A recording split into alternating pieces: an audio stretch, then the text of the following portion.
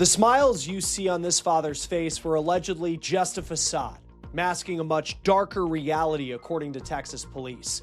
His wife, the mother of his children, is dead, and he's not only accused of murder. This story is more than that. What police say he told them to allegedly try to push them off his trail when they came knocking, and what this murder suspect reportedly told his own mother in the moments after police say he became an alleged killer. We're on the case, presented by Law&Crime. I'm Chris Stewart.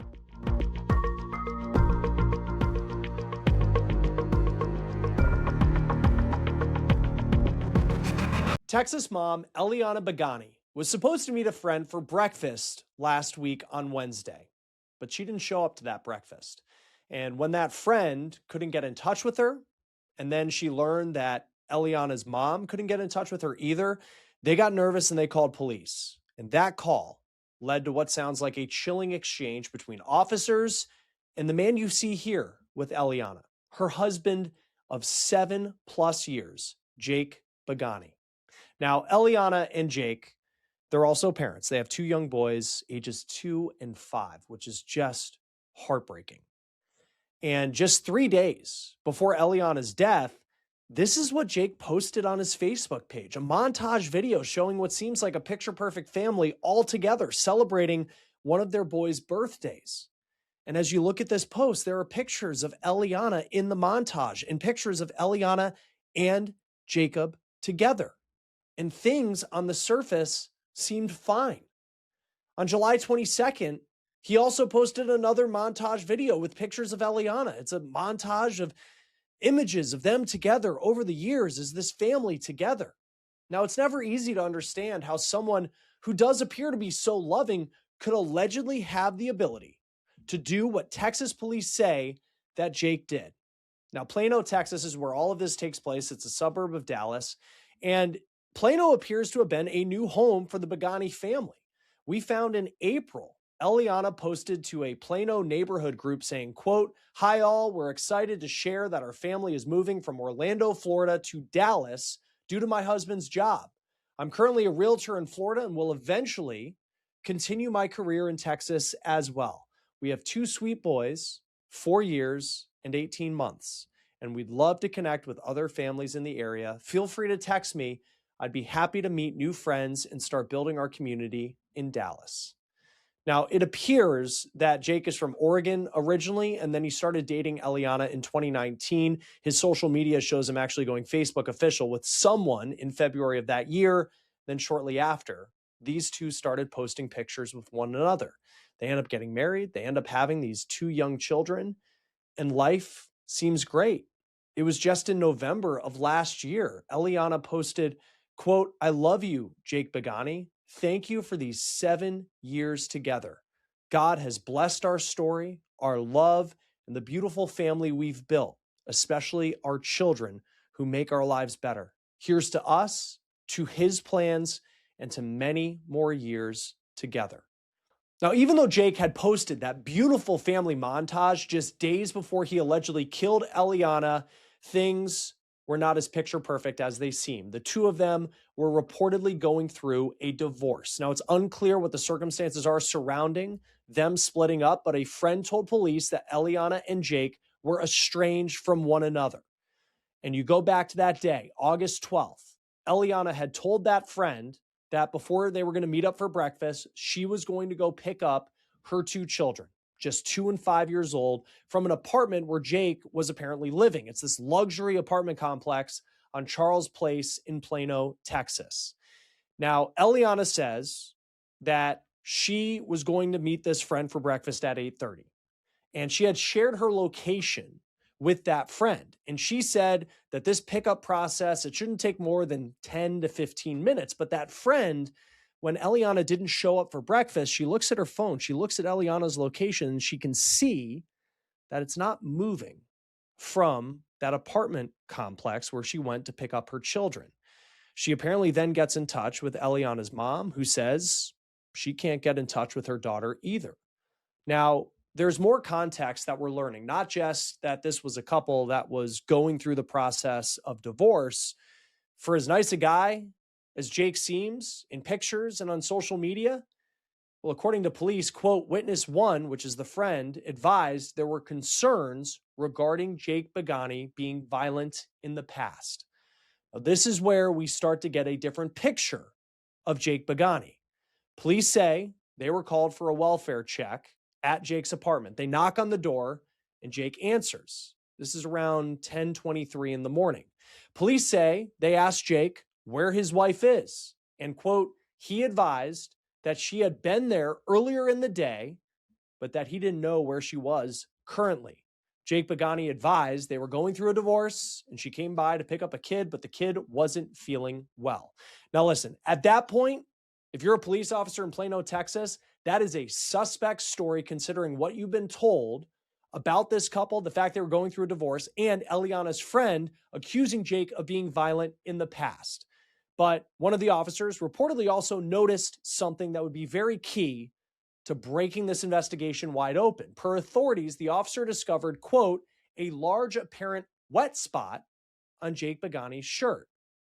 And the officer then asks Jake about that wet spot, and Jake said he had been cleaning. Again, that is a suspect answer. Police then asked Jake if they could check out the garage. And Jake said yes. This is one of those apartment units, it seems, where you have the apartment up top, then you go downstairs into a garage where you keep your vehicles. Now, beyond saying that he had seen Eliana earlier in the day, Jake at that point did not have much more to add. So police apparently check out the garage. They see that Jake's car's in there, and then they head back to their squad car. All of this, I'm sure for the officers, like it just sounded sketchy. It sounded suspicious. Something must be going on here. And I do hope that one day we'll be able to get the body cam of this incident to see it for ourselves. But in Texas, often that will come after a case concludes. Now, the officers, they get back to their squad car. And when they get there, there is a note waiting for them related to this call that they're on. And it's the kind of note that would send a chill down your spine. That note read, quote, I believe someone has been harmed or killed. Police say that Jake Bigoni's own mom called law enforcement from out of state as these officers apparently were inside with Jake. And she says that she had just spoken with her son before the officers arrived at the apartment. Jake allegedly told his mom, quote, I have something to tell you. She's dead. We got in a fight and she's dead. That changes everything for police. After they get this new information, they go back inside and they put Jake in handcuffs. And this is what we know about the alleged exchange they have with Jake inside the apartment. He apparently said, why are you doing this to the officers? And the officers had told him, you're detained. Is your wife there? You're not under arrest. Is she there? And then when officers asked Jake why he would tell his mom that Eliana was dead, he reportedly said, quote, how would you know this kind of stuff? Now, as police are questioning Jake, they turn their attention once again to that wet spot that was on his shirt because it appears to have dried. And now there was a reddish brown stain there. And police believe that is blood. They say at that point they had enough probable cause to search his apartment for Eliana. Now, it's important to note, as this exchange is going on and police are trying to figure out what happened to Eliana and if she's been hurt, the couple's 2- and 5-year-old children are reportedly in the apartment. Now, police have said it is unclear what those children saw or what they may have experienced in the apartment that morning. But with Jake detained, police then go back to the garage. They say they go to Jake's car and they open the trunk. And they say inside the trunk were the remains of a woman. And they say that it was the body of Eliana Bigoni. Her clothing appeared to have blood on it, according to the arrest affidavit that we have. They also note she had, quote, significant damage to her face and head and various bruises on her body that appeared to be from an alleged violent confrontation. Police say the children were removed from the home. They also say they found a large amount of blood spatter inside the apartment. Jake was arrested. He is charged with abuse of a corpse and murder in the first degree. And right now, he is being held in the Collin County Jail in Texas without bond. And the smiles that we've seen of him in those countless family pictures online, now replaced with the cold, lifeless stare of an accused killer in a mugshot. Now, there are still a lot of questions that have to be answered in this investigation. We do not know what the official cause of death is for Eliana Bigoni, even though police have described visual signs of trauma on her body in court records. And what we do know about her is that she was a mom and she appeared to truly care for her children. She worked hard in her career. She made sacrifices for her family, like moving across the country for her husband's job. And now that husband, who made it seem like he truly cared for his family, is behind bars and may never be a free person again. Joining us now to talk about this case is law enforcement instructor Sonny Slaughter. Always great to have you here on Law and Crime. It just, going through the police document that we have, kind of laying out the narrative from the eyes of the officers. And there's so much to talk about from, of course, focusing on the victim, Eliana Bigoni, in this story. But I just think of these officers. You get a welfare check. And I feel like 95% of those might just be what you do, throughout the day as a police officer. But then you get this one, and suddenly something just doesn't seem right. And it just snowballs into something that I'm sure they couldn't have anticipated. Based on what you read going through that document as a law enforcement instructor, what stood out to you about how police handled this? I think they did an excellent, and I do mean excellent job. Like you said, law enforcement, for the most part, they get these calls regularly. It's a part of what they do, the welfare checks going out just to make sure that someone is okay. But then when I read the documents, when I read the affidavit and the level of detail that the officer put in uh, his affidavit, I felt him. I felt his words, his Yeah. presence, and I felt how much it probably felt to him, even though I wasn't there. This was very detailed, very good writing, very specific, and you could feel the presence of him walking, them walking in and asking questions. And one critical part that you said, something didn't feel right.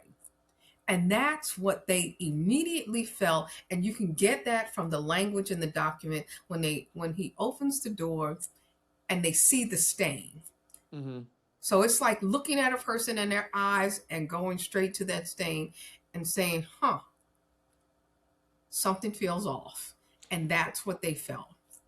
I found an interesting thing too, and you might be able to explain this better, because in the affidavit that you read through it, so they have this interaction with them, and it's like, first off, they were told going in that there's some sort of a violent history, there's divorce that's potentially, I don't know if they had filed, but they were considered estranged at the time, seemed like things were over.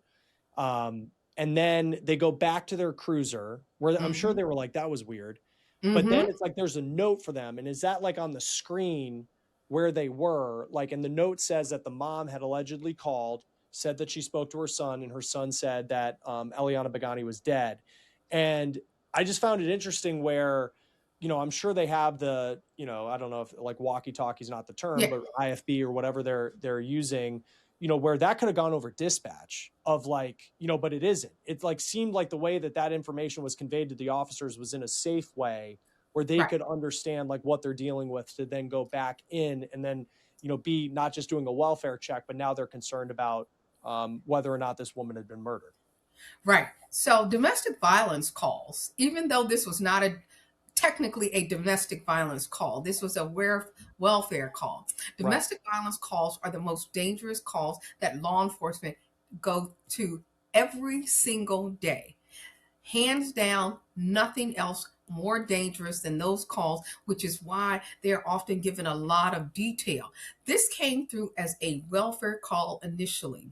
And they are their radios on their shoulders, on their belt, or wherever they have them clipped to, is what you were talking about, to get ongoing information. But when they initially got the call, it was just for the welfare. But when they got back to that cruiser and they saw the additional details about the violence and about the call and that there was an incident, it changed they already had that this seems strange.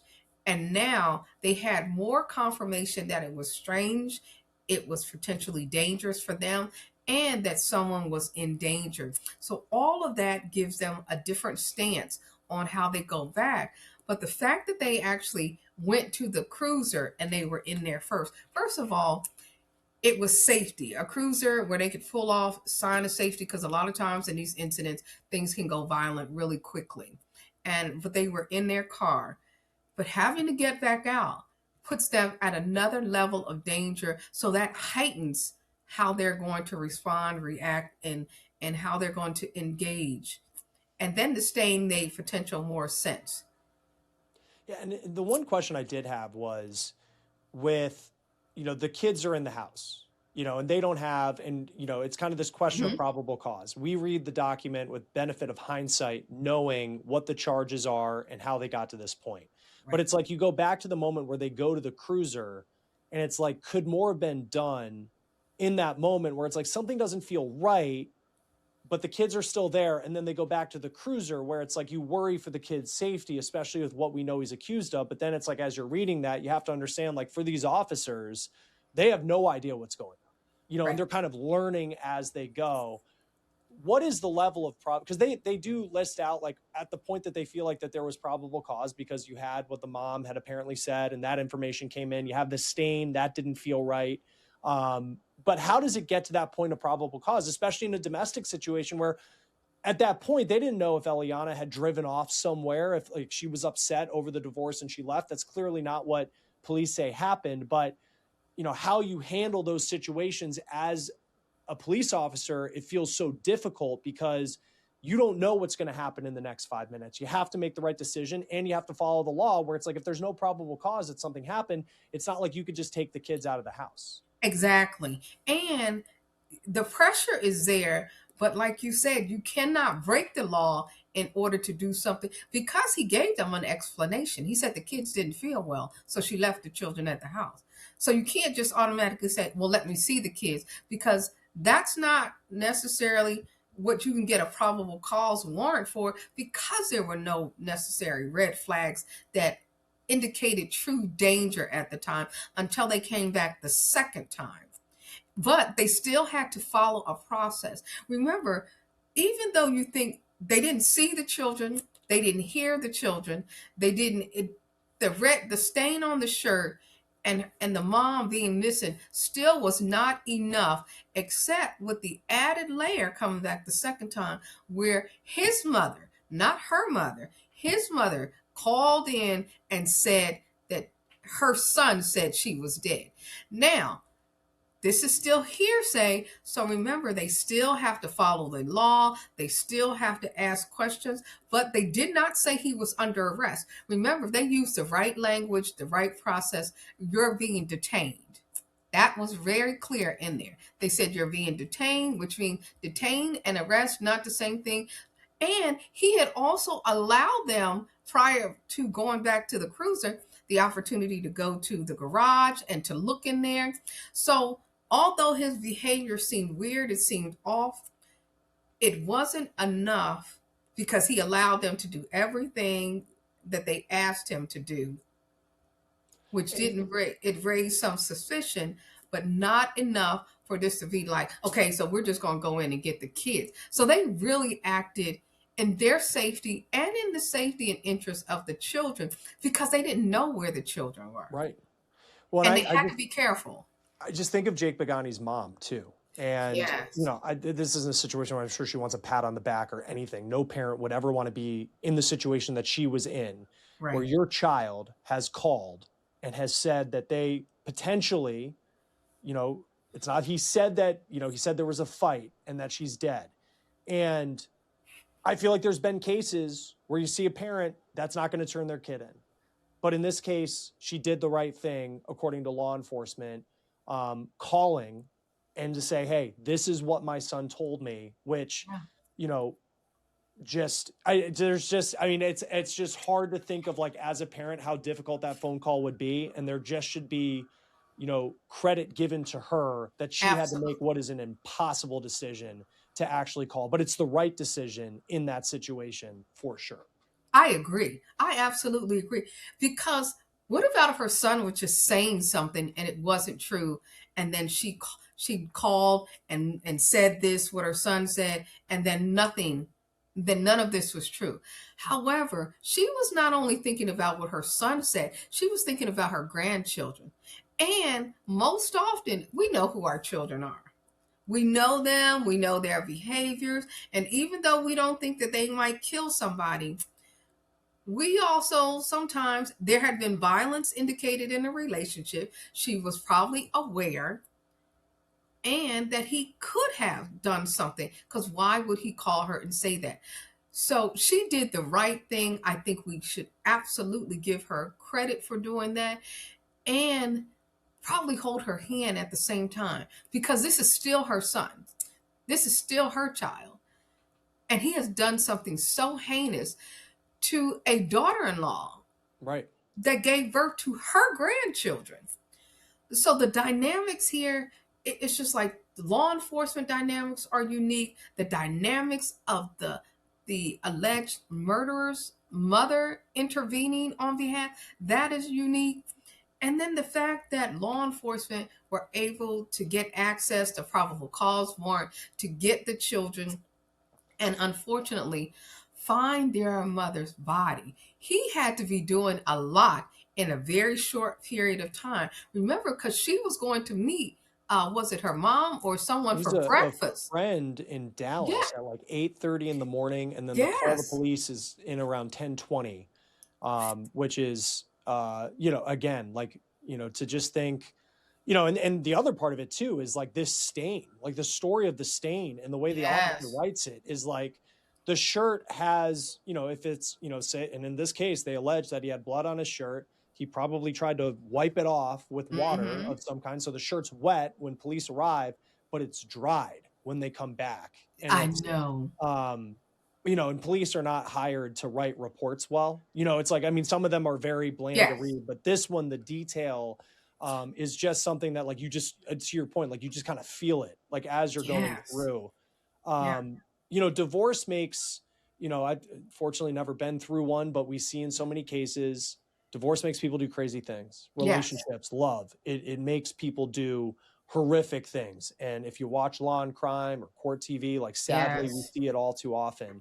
But I still am just, for as surface level as social media can be, how someone can post pictures, happy, smiling, not really, from what I've found, like maybe some speeding tickets, never really a criminal record. yeah, And yet to allegedly kill the mother of your children and then be able to keep some sort of stiff upper lip, where you might have been acting weird to police, but this was someone who in the moment, I was able, at least at that point, police left. Like, they didn't feel like they had probable cause for anything, like, because mm-hmm. of the way he was acting. We don't have the body cam at this point, but it just gives you an idea of like the people that law enforcement have to come in contact with, where like something's wrong with this person. Yeah. And it just blows my mind that it can be the same person that you see in these pictures. And I was thinking as I was waiting for you and I to have this conversation, I have been divorced. I've been married twice. I have been divorced. But the one thing that I've always said, I don't want anyone to love me enough that they could kill me. I don't want that kind of love. I have never been in that kind of love. Like, I get along great with my first husband. The second one is dead. I didn't kill him, I'm but sorry. but the level of social media has a way of falsifying or putting I don't know, a shield over the truth sometimes of people's lives, where you think everything is so perfect, this person is so great.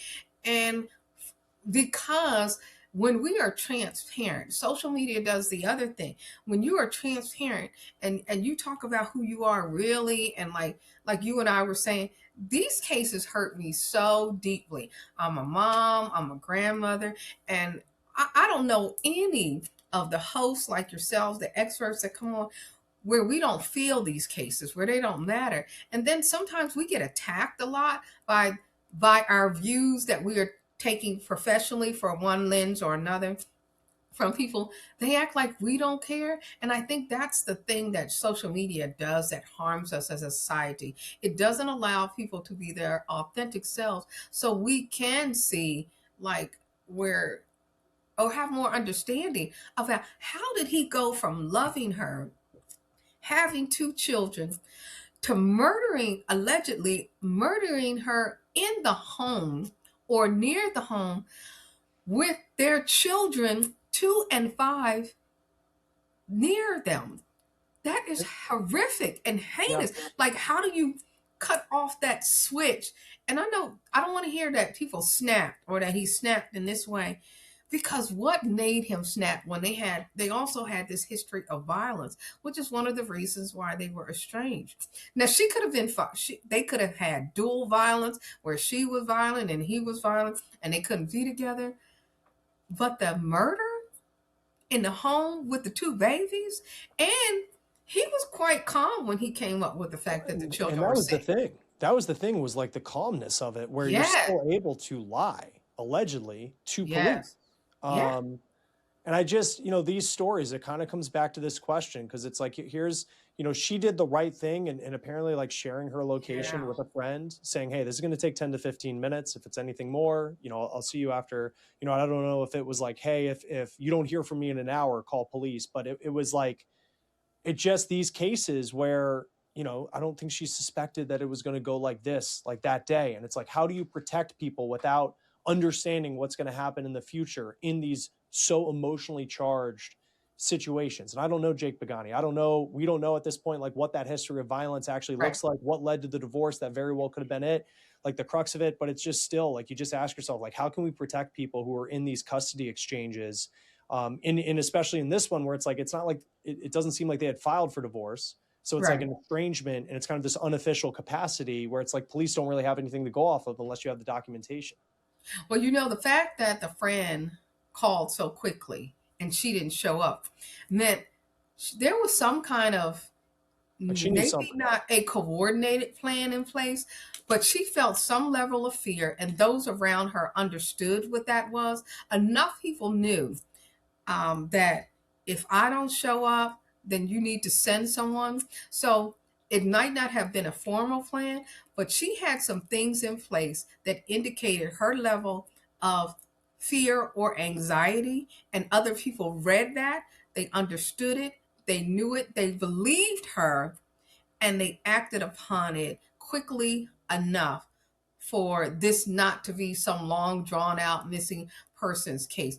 And I Yeah. think we when people say things like I'm afraid of this person, I think we need to hear them. We need to listen to what they're saying, and then go back in our memory to see if there's anything that we potentially recognize from this. Because sometimes, we always think abuse and violence is physical, but it can be emotional and psychological and financial. So if the person that's ever said, like, I don't have access to money and I can't do this, that can be abusive and controlling and not necessarily physical violence. So, like you said, we don't know what this was that led them to being estranged, but it was enough for whoever she was going to meet for her to recognize that there was a problem and she didn't show up, and to make the call right away for the welfare check. And it's also good that law enforcement received it and then went immediately. I'm not saying in the next in 5 minutes, but they did not hesitate and they went to check, because more and more people are having incidents like this. Yeah. Incidents not don't always lead to murder, but we are seeing violence and murder happening more and more when it comes to these issues with children and custody. And it's not always the men harming the women. We have No. cases Yeah. where women against men, and we're covering them on Law&Crime, we're covering them on court TV, where women have plotted murders. These are difficult days and these are different times, and we really have to be open, be mindful, and be aware. And I think that's what, every time I talk to you, I feel like when we have these conversations, we might not have all of the answers for the public. We might not know all of the things for everyone to do, but we give them at least a nugget enough for them to feed off of, to pay attention close to, and if it's not them, to recognize it in someone else. And I think that's what Law&Crime, Court TV, and shows like this, that's what we do for the public, because the silence of violence is far too loud these days, and we are coming into contact with individuals where this is the murder case because somebody missed just the incidents that kept happening. Yeah, and it's it's hard, and I think these cases, you hope by telling them and for people seeing stories like this, maybe if they're in that situation, or they have a friend who they're concerned about, that they, sadly through, a life lost and a beautiful life, it seems that, Eliana Bigoni had, that it can save somebody else. So we'll see what happens next in this case. Jake Bigoni is being held without bond. We'll see what his defense potentially could be. Of course, everybody deserves a defense. He's innocent until proven guilty. Absolutely. We'll see what happens next. Sonny Slaughter, law enforcement instructor. Always great to have you here on Law and Crime. Thanks for being with us. Thank you for having me. All right, before we go, I do want to put some important information up on the screen here. This is the Domestic Violence Hotline. It is staffed multiple hours a day, and it can help you if you're in trouble, if you know someone who's in trouble. It is for people who speak multiple languages, and it is staffed 24 hours a day, 7 days a week. The number, 800-799-7233. You can also text START to 88788, or you can go online and visit thehotline.org. That will do it for On the Case, presented by Law and Crime. Subscribe to us on YouTube and Spotify, and we are also streaming on Peacock. I'm Chris Stewart. We'll see you next time.